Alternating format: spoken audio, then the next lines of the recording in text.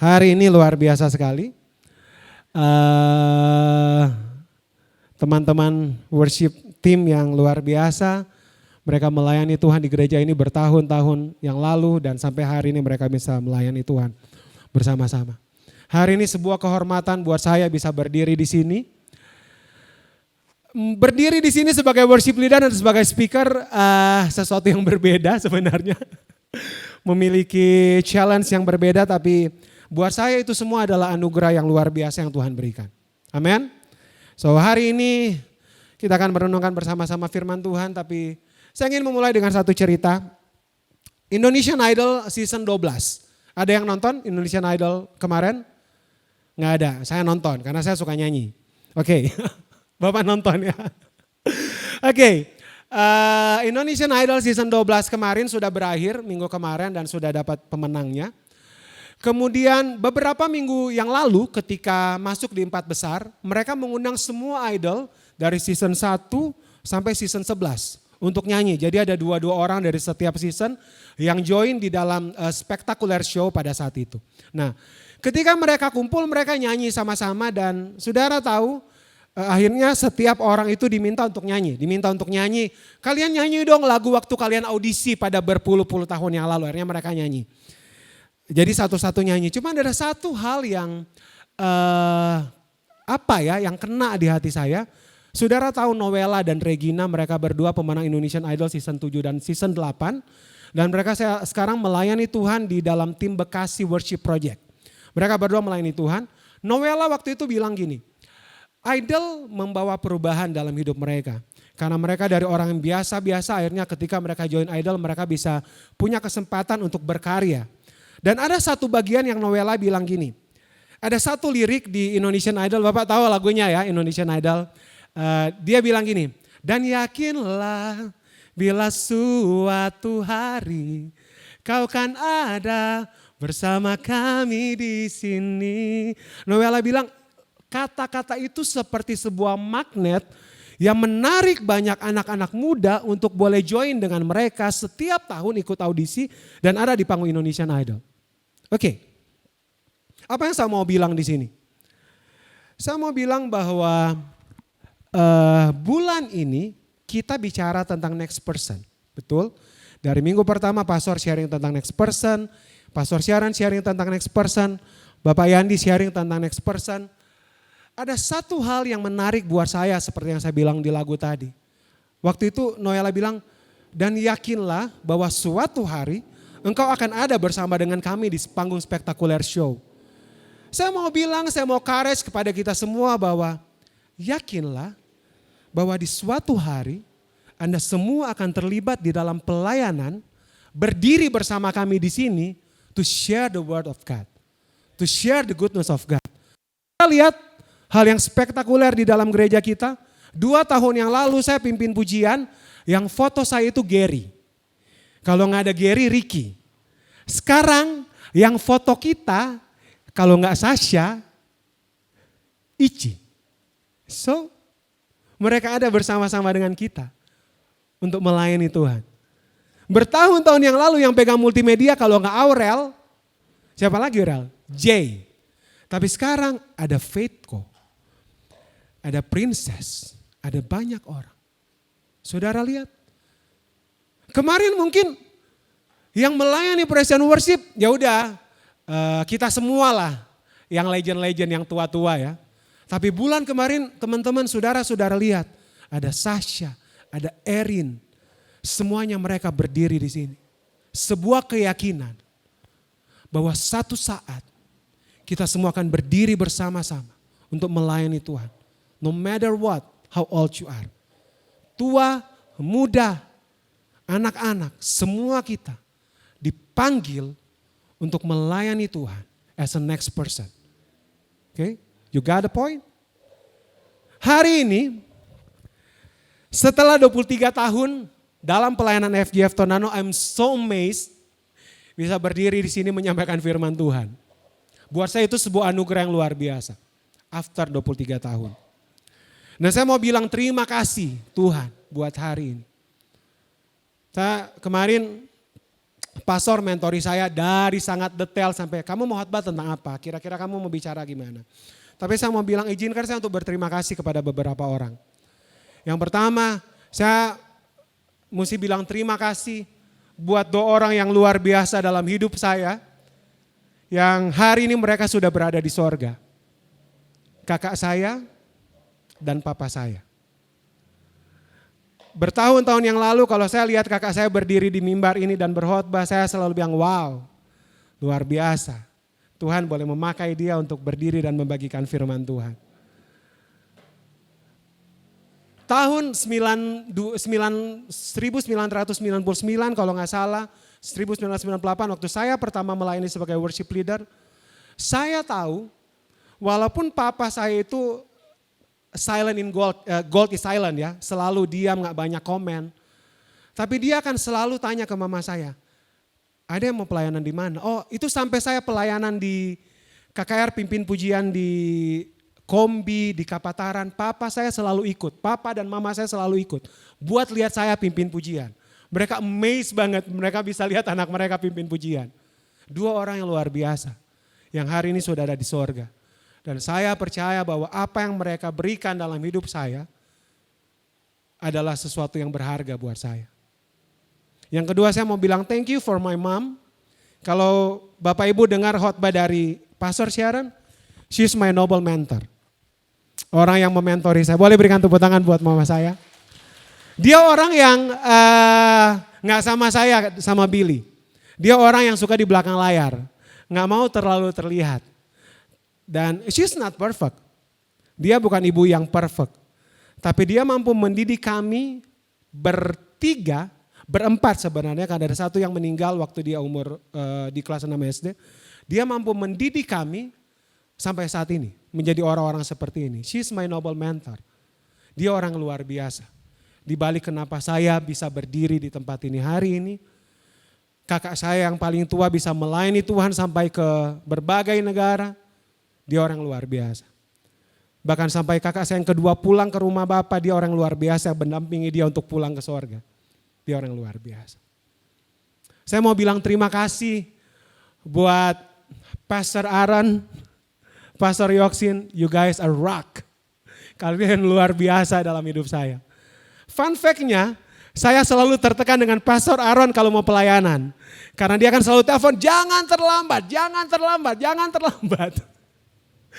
Saya pernah terlambat 2 menit dan saya sampai di sini udah ngos-ngosan dan dia di sini. Saya bilang Tuhan, aduh ampun gak boleh terlambat lagi deh. Tapi itu membentuk saya. Dan thank you Pastor Yoksin.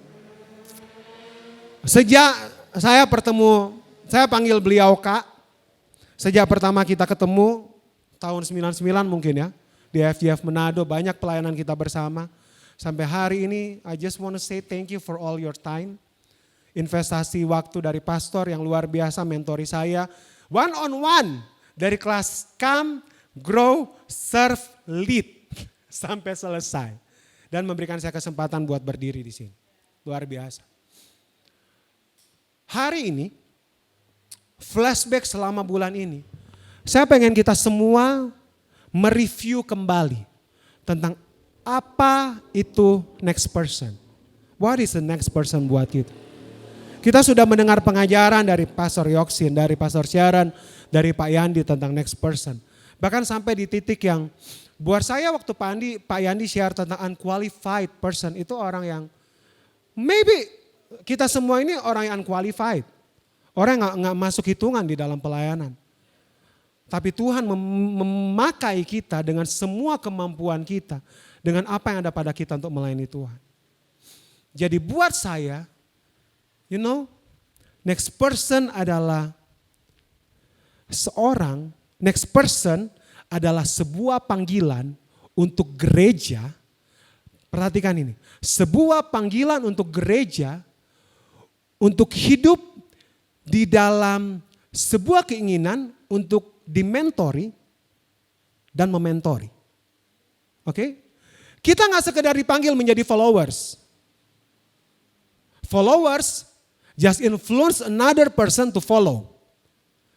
Tapi next person adalah orang yang memberikan diri dengan komitmen untuk dibentuk, memberikan diri dengan penundukan diri submission untuk belajar, bergereja.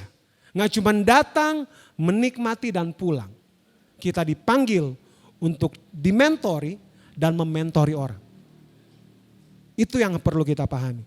Teman-teman yang sudah ikut kelas Grow, kita diajarkan gereja adalah rumah. Gereja adalah tempat kita membentuk satu dengan yang lain. Besi akan menajamkan besi. Kalau mentalitas kita hanya sebagai followers, maka kita hanya akan datang dan ketika proses terjadi kita akan lari dari itu. Tapi kalau kita mau menjadi murid, kita akan punya komitmen untuk belajar menundukkan diri di proses. Dan akhirnya kita bisa mementori orang lain. That's the next person.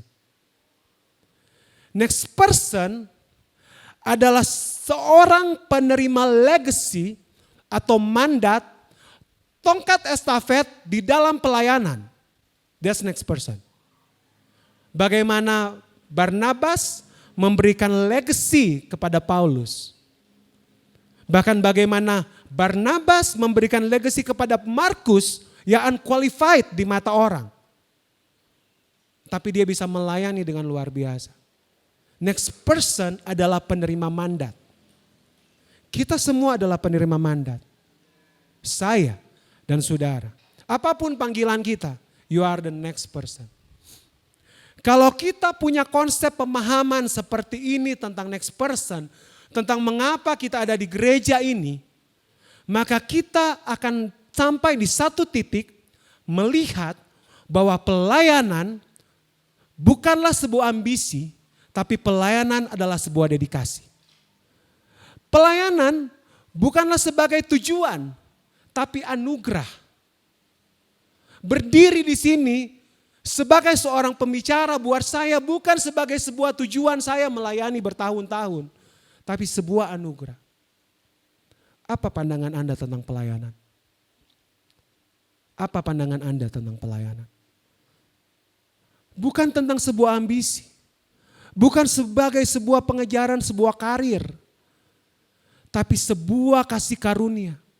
Waktu one on one pastor tanya ke saya, buat kamu pelayanan itu apa? Saya bilang, saya melayani.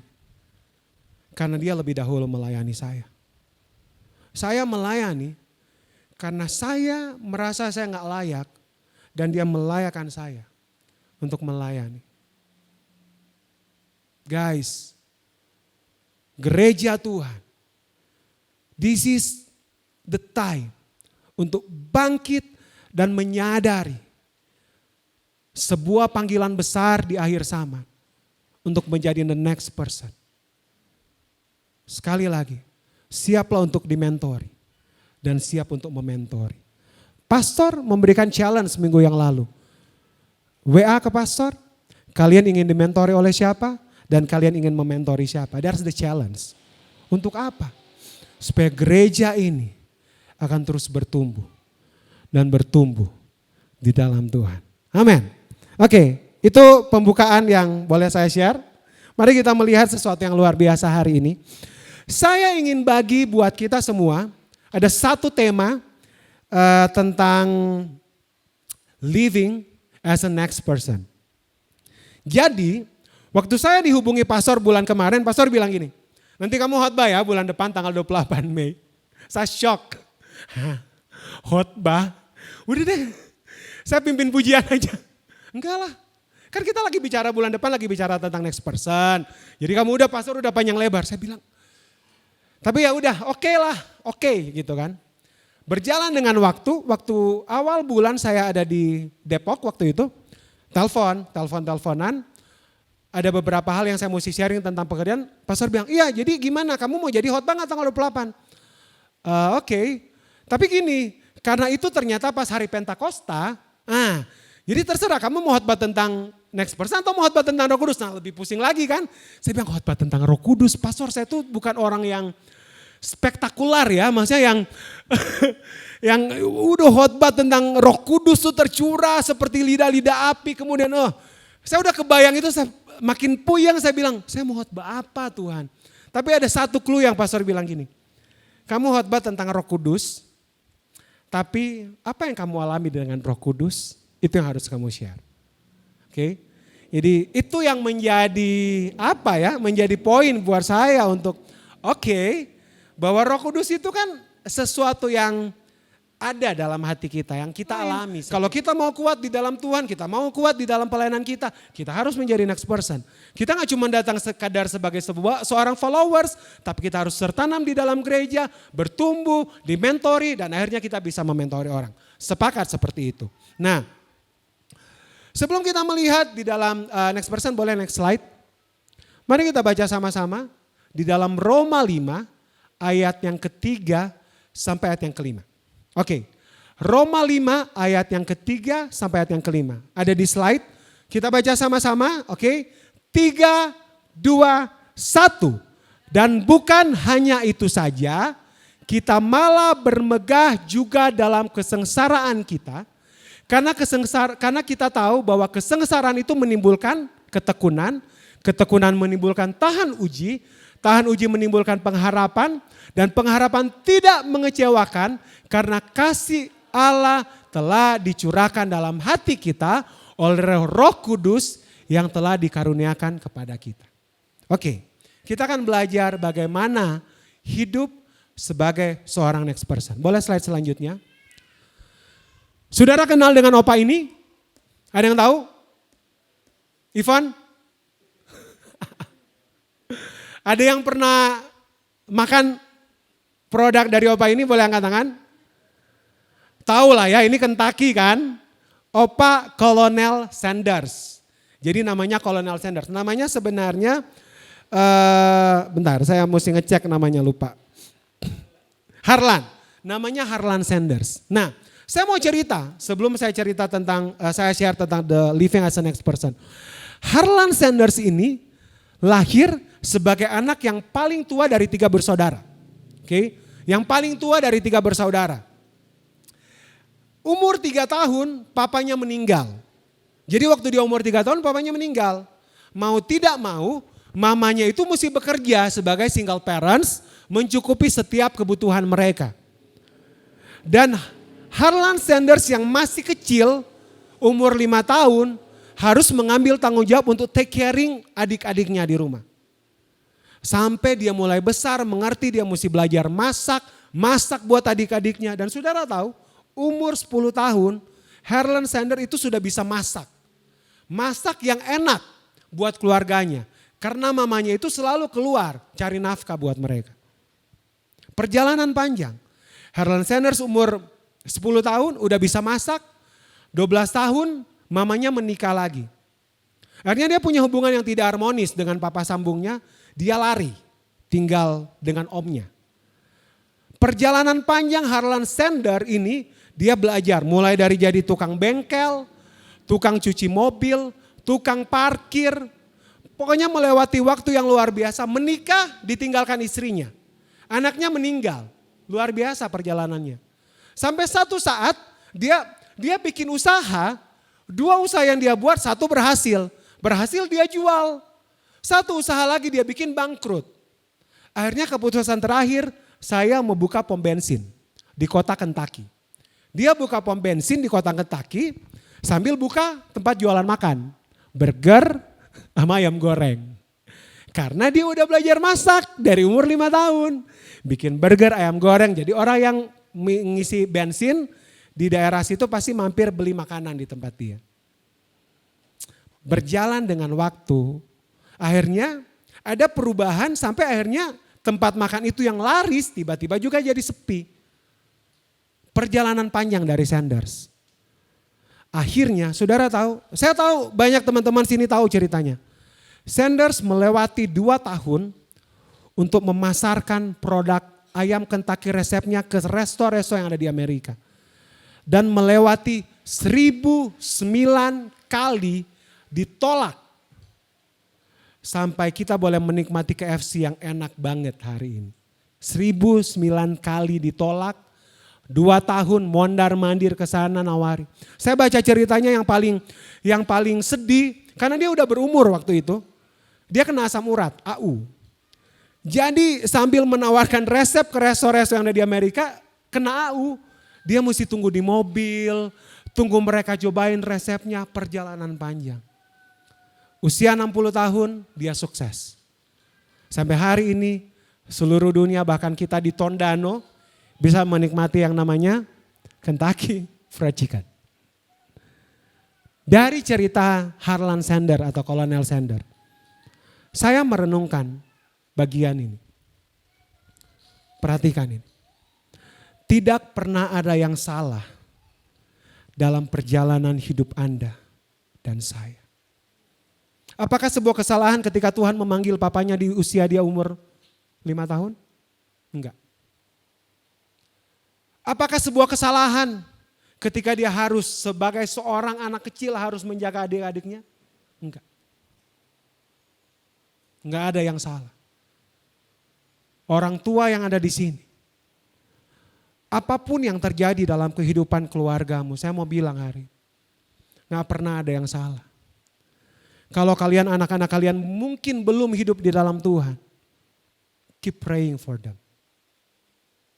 Jangan pernah memblaming, menyalahkan diri kalian bahwa kayaknya saya salah didik deh anak-anak saya. Anak-anak kalau kalian lihat orang tua kalian belum dalam Tuhan, kenapa saya dilahirkan dari keluarga ini? Kenapa saya? No, nggak ada yang salah. Yang kedua yang saya lihat, life is not a competition. Harlan Sanders sukses di umur 60 tahun. Kalau hari ini kalian merasa hidup kalian masih penuh dengan perjuangan, nggak ada yang salah. Teruslah berjuang. Kenapa kalian nggak bisa comparing your life dengan kenapa teman saya sukses di umur 30 tahun? Kenapa teman saya sukses di umur 40 tahun? Kenapa ini banyak anak-anak muda umur 20 tahun mereka sudah sukses? Guys, we have a different race. Kita punya race yang berbeda. Kita punya garis start yang berbeda. Kita punya waktu yang berbeda. Jangan pernah menyesali apa yang terjadi dalam hidup kita. Jangan pernah menyesali. You want to live as a next person? Belajarin. Mari kita lihat ayat selanjutnya. Ada satu orang yang luar biasa. Saudara tahu. Dia melewati proses hidup yang pahit. Paling ganteng di antara saudara-saudaranya. Suka bermimpi yang sangat besar. Sampai saudara-saudaranya enek sama dia. Lu tiap hari mimpi, emang kita mesti nyembah kamu. Mereka sampai gitu. Akhirnya mereka memutuskan untuk apa? Membuang dia. Bahkan mereka pengen membunuh dia sebenarnya. Tapi kakaknya bilang gak usah, jangan dibunuh, kita buang aja. Yusuf melewati yang namanya dikhianati. Ditinggalkan. Dibuang. Gak dianggap. Banyak hal yang dia lewati. Sampai satu saat dia ada di posisi orang nomor 2 dari Firaun. Dan saudara tahu, kalau saudara baca ceritanya di Kejadian, saudara-saudaranya datang. Akhirnya mereka tinggal bersama dengan Yusuf. Yusuf menunjukkan kebaikan hati. Tapi waktu Yakub meninggal, mereka ketakutan dengan kesalahan mereka. Mereka bilang, jangan-jangan karena papa udah gak ada, Yusuf akan menyiksa kita. Mereka berpikir seperti itu loh. Dan saudara tahu, ini ayat yang saya baca ini luar biasa. Yusuf bilang gini kepada mereka, memang kamu telah mereka-rekakan yang jahat terhadap aku, tetapi Allah telah mereka-rekakannya untuk kebaikan dengan maksud melakukan seperti yang terjadi sekarang ini, yaitu untuk memelihara hidup suatu bangsa yang besar. Yusuf melihat perjalanan kehidupannya bukan sebuah kesalahan. Yusuf melihat apa yang dia lalui bagian dari rencana Tuhan dalam kehidupannya untuk membawa dia memelihara sebuah bangsa yang besar. Saudara lihat, gak pernah ada yang salah. Apa yang kamu alami hari-hari ini? Apa yang membuat engkau menangis? Tuhan, kita pe anak. Tuhan, kita pe keluarga. Tuhan kayaknya ini so salah. Ayat selanjutnya. Bahkan Roma pun berkata, Kita tahu sekarang bahwa Allah turut bekerja dalam segala sesuatu untuk mendatangkan kebaikan. Bagi mereka yang mengasihi Dia. Bagi mereka yang terpanggil sesuai dengan rencananya. Saya mau bilang, hey, you are the next person. Apa yang kau sesali dalam perjalanan hidupmu? Apa yang mengganjal? Apa yang kau pikir sebuah kesalahan yang pernah terjadi? Roma bilang, mengasihi Tuhan. Masuklah dalam panggilan Tuhan. Dan you will see segala sesuatu yang terjadi akan dibuat Tuhan untuk mendatangkan kebaikan dalam hidup kita. Amin. Kasih tahu kiri kanan saudara, Tuhan mendatangkan kebaikan buat kita. Lebih keras dong, Tuhan mendatangkan kebaikan buat. Syukurlah belum ada yang tidur ya.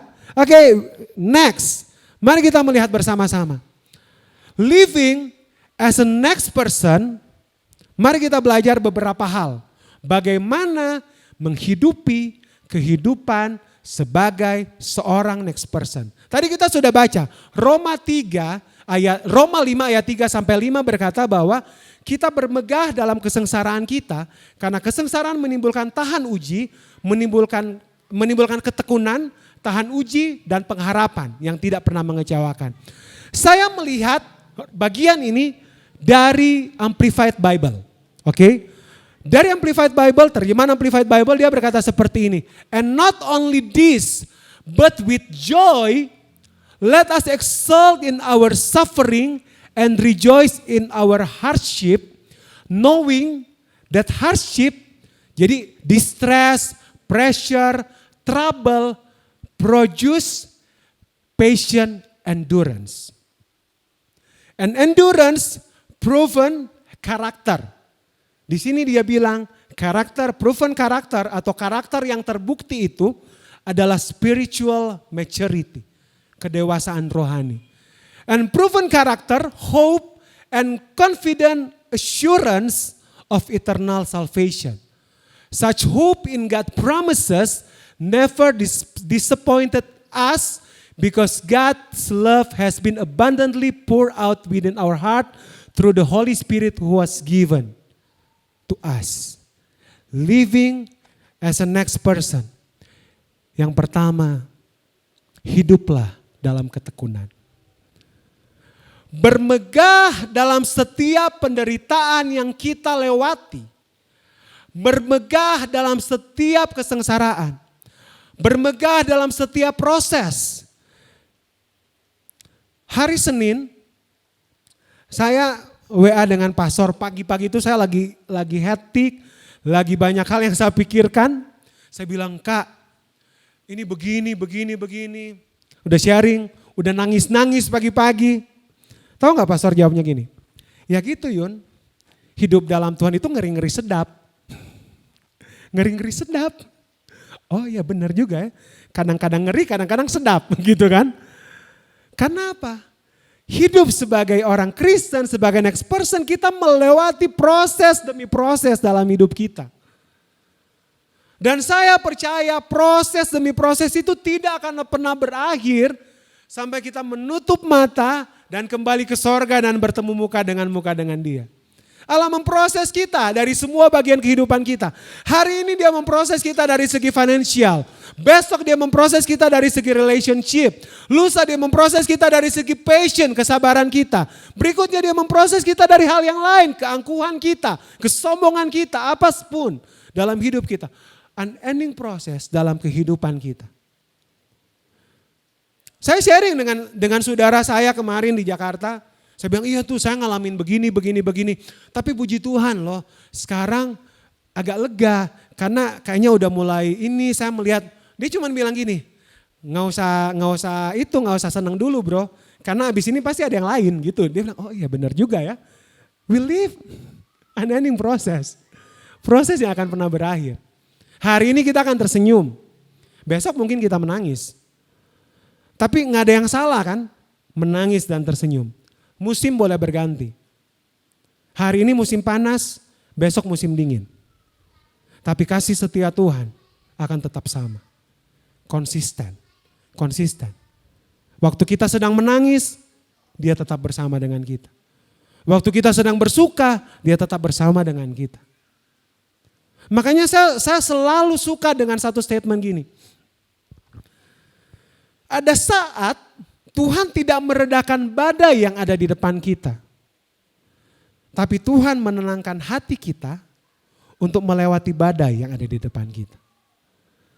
Jadi gak selalu Tuhan meredakan badai. Tapi ada saat dia bilang, ya udah kamu tenang, mari kita lewati badai itu bersama-sama. Ada satu cerita saya baca.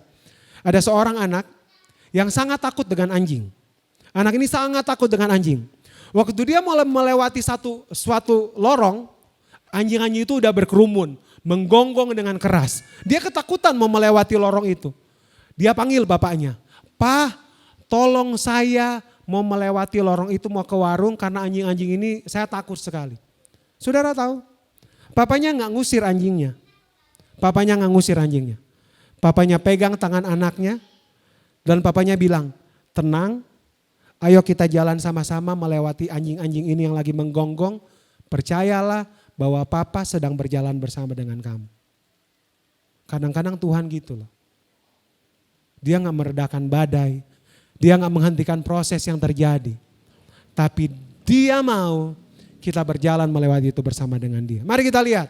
As a next person, kita perlu proses untuk membuat kita menjadi tekun. Kita perlu proses untuk membuat kita menjadi tekun. Boleh balik dulu.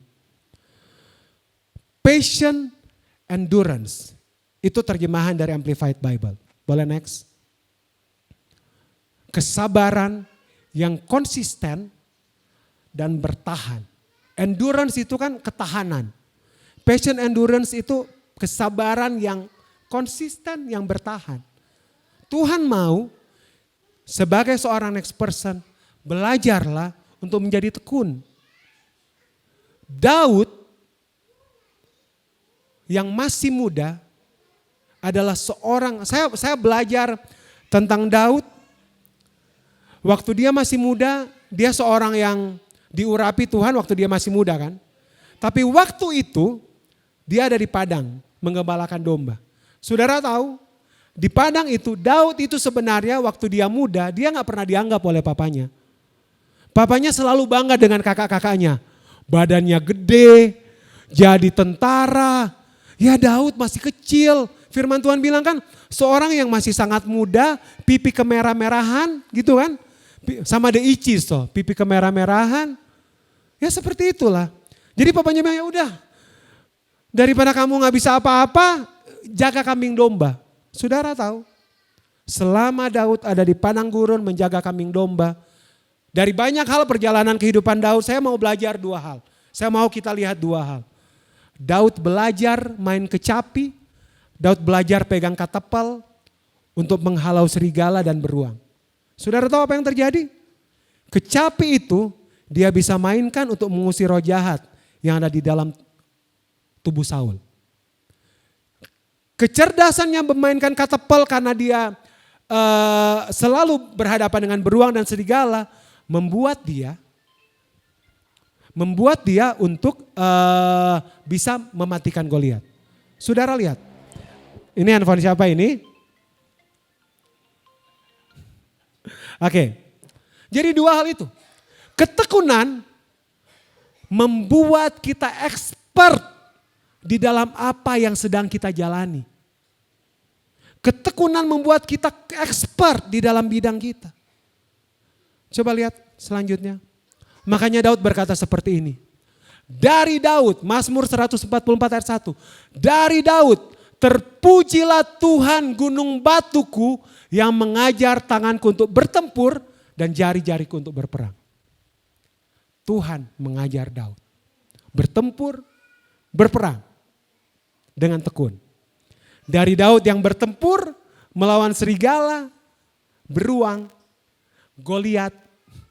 Akhirnya Daud memimpin pasukan kerajaannya bertempur, menaklukkan banyak daerah. Saudara lihat. Hey, next person. Mari kita bertekun dalam panggilan kita. Yang kedua, udah mau selesai, tenang. Next. tahan uji. Kesengsaraan yang kita alami menimbulkan ketekunan. Ketekunan menimbulkan tahan uji. Saya suka baca di Amplified Bible karena dia tulis ini proven character. Tahan uji, proven character atau spiritual maturity. Next dulu. Sorry, balik. Proven character itu, balik dulu. Oke. Kedewasaan rohani, karakter yang teruji. Karakter yang teruji. As a next person. Mengapa Tuhan mengizinkan kita melewati proses? Karena Tuhan mau menguji karakter kita. Membuat kita dewasa secara rohani. Ayub. Kalau kita bicara Ayub semua akan berpikir, yes. Orang yang melewati proses yang sangat panjang dalam kehidupannya. Saudara tahu, Ayub orang yang saleh.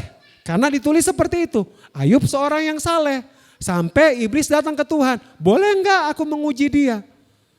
Tapi. Ayub melewati proses yang panjang. Sampai di satu titik. Next. Saudara tahu?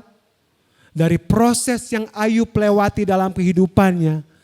Di akhirnya Ayub bilang gini. Aku tahu engkau sanggup melakukan segala sesuatu. Dan tidak ada rencanamu yang gagal. Ayub 40 ayat 5, Ayub bilang gini. Hanya dari kata orang saja aku mendengar tentang engkau. Tetapi sekarang mataku memandang engkau. Kesalehan Ayub yang ditulis di bagian pertama. Kesalehan berdasarkan pengetahuan dia tentang Tuhan. Apa yang dia dengar tentang kehebatan Yahweh di masa lalu membuat dia mengerti tentang Tuhan. Mengapa? Karena setiap anak-anaknya selesai berpesta, Ayub akan selalu mengadakan korban, benar kan? Setiap anak-anaknya mengadakan pesta, Ayub akan selalu mengadakan korban. Tujuannya apa? Ayub bilang, jangan-jangan mereka telah berbuat kesalahan kepada Tuhan. Aku harus mengadakan korban untuk meminta pengampunan. Pengenalan Ayub akan Tuhan seperti itu. Kalau kamu bikin salah, Tuhan hukum. Tapi dengan proses yang panjang sampai istrinya bilang, kamu kutuki Allahmu. Teman-temannya meninggalkan dia. Ayub bisa bilang, dulu dari kata orang saja aku mengenal tentang Tuhan. Tapi sekarang mataku memandang Tuhan. Proses yang kita lakukan, proses yang kita jalani, proses yang kita nikmati dalam hidup kita. Supaya apa? Supaya mata kita memandang Tuhan. Supaya kita mengalami Tuhan secara pribadi.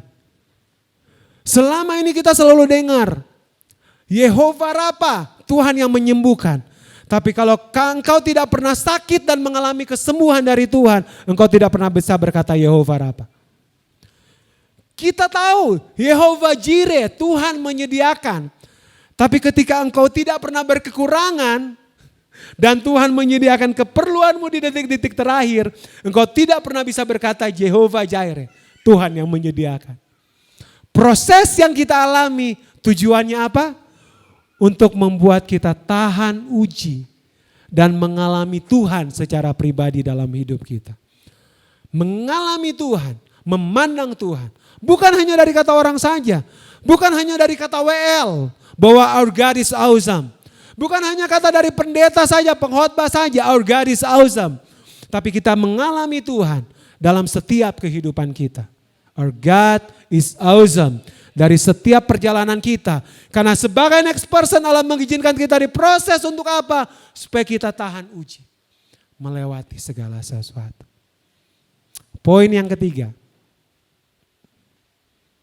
Pengharapan yang tidak mengecewakan. Saudara tahu, proses yang terjadi dalam hidup kita akan menghasilkan hope and confident assurance. Pengharapan yang tidak pernah mengecewakan. Pengharapan akan jaminan keselamatan yang kita miliki. Ada 3 politisi yang luar biasa di bangsa Israel yang dibuang ke Babel. Sadrak, Mesak, Abednego. Saudara tahu ceritanya. Satu ketika Raja Nebukadnezar mengeluarkan peraturan bahwa kalau bunyi-bunyian sangkakala gambus dan kecapi berbunyi, maka semua bangsa harus tunduk menyembah patung emas yang Raja Nebukadnezar buat. Tapi 3 orang ini gak mau. Mereka gak mau. Akhirnya konsekuensi yang mereka alami adalah harus dibuang ke perapian api yang menyala-nyala. Itu konsekuensi yang mereka buat. Saya merenungkan cerita ini. Saya membawa ini dalam kehidupan kita sehari-hari. Jadi kita pasti seperti itu kan. Waktu Sadrak, Mesak dan Abednego dengar peraturan ini, mereka bilang kita mesti tetap menyembah Tuhan. Gitu. Oke. Ketika sangkakala dibunyikan, mereka menyembah Tuhan dan mereka ketahuan. Pasti yang pertama mereka lakukan seperti kita lah. Kita tengking. Jangan sampai raja tahu apa yang kita lakukan. Udah pasti gitu kan. Kita tengking dalam nama Yesus. Jangan sampai ini terjadi. Akhirnya raja tahu. Waktu raja tahu dipanggil mereka. Mereka bertiga, ini yang saya bayangkan kayak kita lah. Waktu mereka bertiga dipanggil, mereka pasti doa. Jangan sampai Tuhan lalukanlah penghukuman ini dari kami. Tuhan lalukanlah penghukuman ini dari kami. Akhirnya keputusan terakhir mereka mesti dihukum. Waktu mereka siap dieksekusi pasti mereka lagi doa gini juga. Tuhan semoga apinya padam. Saya memikirkan seperti itu karena kan kita begitu kan. Waktu kita diproses kan kita bilang Tuhan jangan sampai begini. Tuhan tolong kuat jangan begini. Tuhan tolong supaya nyanda begini dang. Seperti yang maunya kita. Tapi saudara tahu? Tidak seperti yang mereka pikirkan. Bagian yang paling luar biasa adalah mereka mesti dibuang ke perapian yang menyala-nyala. Dan saudara tahu endingnya kan? Waktu mereka bertiga mau dilemparkan, raja bilang panaskan 7 kali lipat. 7 kali lipat. Bahkan sampai orang yang melempar mereka ke dalam dapur api itu pun mati terbakar. Waktu mereka masuk ke dalam dapur itu, yang raja lihat bukan 3 orang, 4 orang. Dan mereka selamat. Pengharapan akan kepastian keselamatan next. Yang saya belajar dari poin ini. Sadrak, Mesak, Abednego bilang gini. Kalau Tuhan yang kami sembah tidak menolong kami tidak akan pernah menyembah patung itu. Dan kami akan tetap menyembah Dia. Pengharapan ini harus dimiliki oleh kita semua. Saya mau bilang saudara, Tuhan ketika kita ada di level sebagai next mentor, Tuhan gak ingin kita jadi anak manja. Artinya apa? Gak semua yang kita minta, kita ini bukan tukang sulap. Kita berdoa tiba-tiba turun dari langit mana. Oke, God can do it. Kita berdoa dan tiba-tiba kita disembuhkan. Yes, God can do it. Tapi ada satu level di dalam kekristenan yang kita mesti belajar. Bahwa kadang-kadang yang kita minta Tuhan gak kasih. Atau tidak seperti yang kita harapkan. Apakah kita kecewa dengan Tuhan?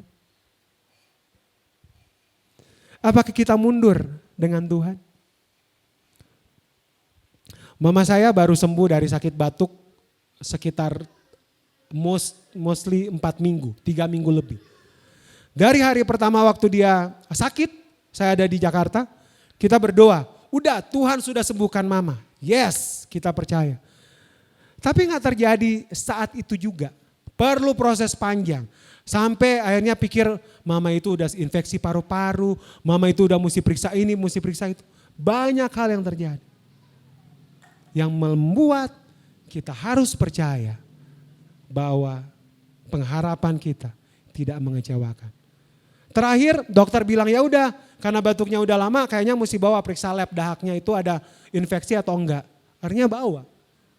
Waktu periksa puji Tuhan negatif. Dan hari ini mama bisa sembuh. Proses yang panjang. Saya mau bilang itu yang saya renungkan. Kadang-kadang Tuhan gak kasih seperti yang kita mau. Kadang-kadang Tuhan, waktu Tuhan nggak seperti waktu kita. Level kekristenan ini yang mesti kita belajar. Kita nggak akan jadi anak yang manja. Kita ini pangeran dan putri kerajaan Allah. Berdiri dengan otoritas dari Tuhan. Kalau kita mampu sampai di titik ini. Kalau Tuhan nggak tolong kita. Masih mau nggak kita menyembah Tuhan? Kalau Tuhan nggak tolong kita. Masih mau nggak kita mengasihi Tuhan? Kalau badai ini nggak bisa berlalu. Masih mau nggak kita setia dengan Tuhan? Kurang apa lagi kebaikan Tuhan dalam hidup kita? Kita bisa hidup hari ini karena Tuhan baik. Kita masih bisa ada hari ini karena Tuhan baik. Kalau kita minta sesuatu dan Tuhan belum kasih, apakah Tuhan jahat buat kita? Kalau anak kita minta pisau dan kita nggak kasih ke dia, apakah kita jahat ke anak kita? Enggak. Karena kita sayang dia. God love us more than our expectation. Melebihi segala ekspektasi kita. Dia mengasihi kita. Karena itu dia mau kita melewati proses. Supaya kita bisa tekun. Tahan uji. Dan memiliki pengharapan yang tidak tergoyahkan. Bagian yang terakhir. Apa yang membuat kita akan bisa melewati ini? Boleh yang selanjutnya? Karena kasih Allah telah dicurahkan dalam hati kita oleh Roh Kudus yang telah dikaruniakan kepada kita. Selamat Hari Pentakosta. Hari ini kita merayakan ketuangan Roh Kudus 2000 tahun yang lalu di loteng Yerusalem. Apa yang membuat saya dan saudara bisa melewati setiap proses yang membuat kita tekun, membuat kita tahan uji, dan membuat pengharapan kita tidak goyah. Kasih Allah yang telah diberikan kepada kita melalui Roh Kudus. Ini yang saya mau bilang. Saya nggak bisa bilang, saya mungkin bertahun-tahun saya ikut ibadah Pentakosta, saya selalu dengar khotbah tentang loteng Yerusalem. Roh Kudus yang turun seperti lidah-lidah api. Membuat semua orang dipenuhi dengan Roh Kudus. Mereka bersaksi, mereka pergi dari Yerusalem, Yudea, Samaria sampai ke ujung bumi. Tapi hari ini saya mau bilang, Roh Kudus ada dalam hati kita. Telah diberikan kepada kita. Bagaimana hubungan kita dengan dia hari-hari? Do you speak to him every day or not? Apakah kita berbicara dengan dia setiap hari? Benny Hinn menulis satu buku yang fenomenal, Good Morning Holy Spirit. Bagaimana membangun kehidupan dengan Roh Kudus setiap hari. Roh Kudus telah diberikannya buat kita. Hari ini kita merayakan itu. Saya cuma mau bilang, saya dan saudara, waktu kita boleh mementori orang, waktu kita boleh taat di dalam proses, diajar, dimentori, waktu kita boleh berdiri sini memimpin pujian, bermain musik, melayani Tuhan. Semuanya karena Roh Kudus yang ada dalam kita. Sudahkah kita berpengalaman setiap hari dengan dia? Fun fact-nya, sepanjang perjalanan saya melihat pelayanan pelepasan, kemarin pertama kali saya melihat pelayanan pelepasan yang dipenuhi dengan kasih Tuhan yang luar biasa, Pastor. Selama ini saya ngikutin pelayanan pelepasan yang heboh banget. Udah guling-guling, kiri kanan, lompat-lompat, teriak-teriak. Oh itu udah. Kadang-kadang bikin orang yang di sampingnya udah jadi takut sendiri. Ini ada apa, ini kenapa. Tapi kemarin saya mengalami loh firman Tuhan ini. Kasih Allah yang dicurahkan dalam hati kita melalui Roh Kudus yang dikaruniakan. Bapak Fili, Ibu Fili, Bapak Yandi. Kita semua menjadi saksi bagaimana Tuhan bekerja kemarin. Dengan kasih yang luar biasa. Bagaimana Tuhan menjamah semua anak-anak kita dengan kasih. Karena Roh Kudus yang diberikan kepada kita. Hari ini saya cuma mau bilang, wake up. Ada Roh Kudus dalam hati kita. Teman-teman pemain musik, let's go. Ada Roh Kudus dalam hati kita. Aktifkan itu. Berkomunikasilah dengan Dia. Dalam setiap hal yang kita inginkan. 2012, saya cerita kemarin ke pastor waktu sharing di DJ. Waktu itu saya berhenti kerja dari tempat kerja pertama saya di Manado. Waktu itu saya jobless dan itu pekerjaan saya pertama yang saya pegang erat-erat seperti balonku ada 5. Gak mau lepas. Tiba-tiba itu Tuhan ambil daripada saya. Akhirnya saya gak ada kerja beberapa bulan. Gak tahu mau kerja apa, mau mulai dari mana. Satu saat di kamar kos saya tuh lagi duduk. Saya lagi duduk di tempat tidur saya. Lagi duduk begini. Ini mau bagaimana Tuhan? Mau apa? Saudara tahu, saya gak cerita mengada-gada tapi buat saya pengalaman itu berbeda-beda setiap orang. Tiba-tiba saya lagi tutup mata, saya merasa ada satu pribadi yang peluk saya dari depan. Dia peluk saya dari depan. Gak ada orang di kamar saya. Dia peluk saya dari depan. Dia cuma bilang, aku beserta dengan engkau. Gak usah takut.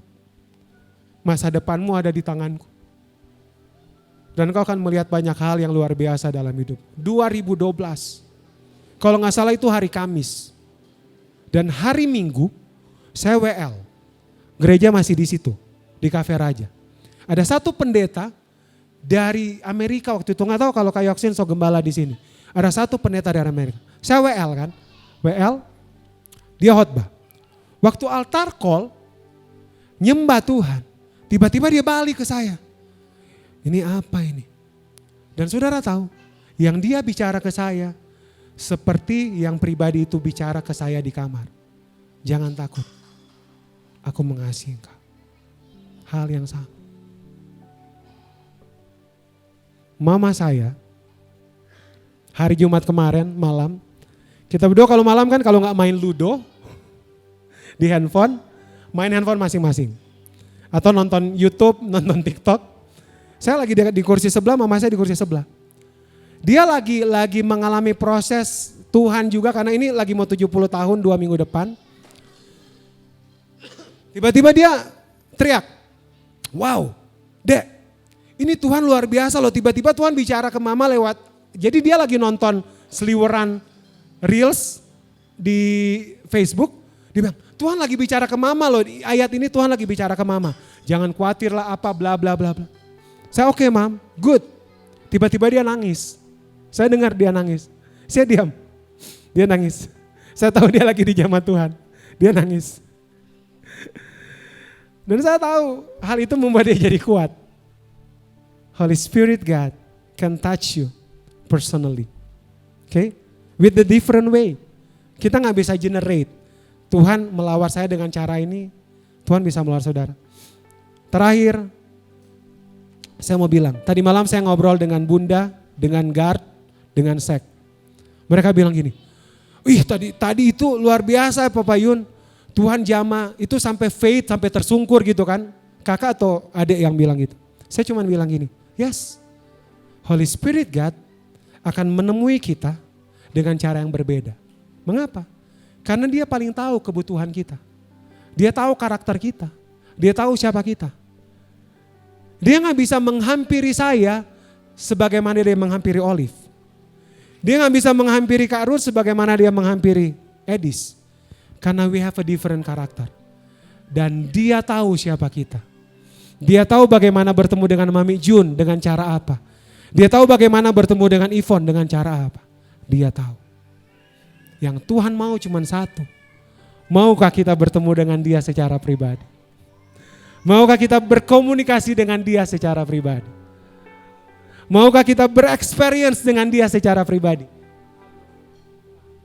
Maukah kita bereksperience dengan dia secara pribadi? Hari ini, Roh Kudus telah diberikan buat kita.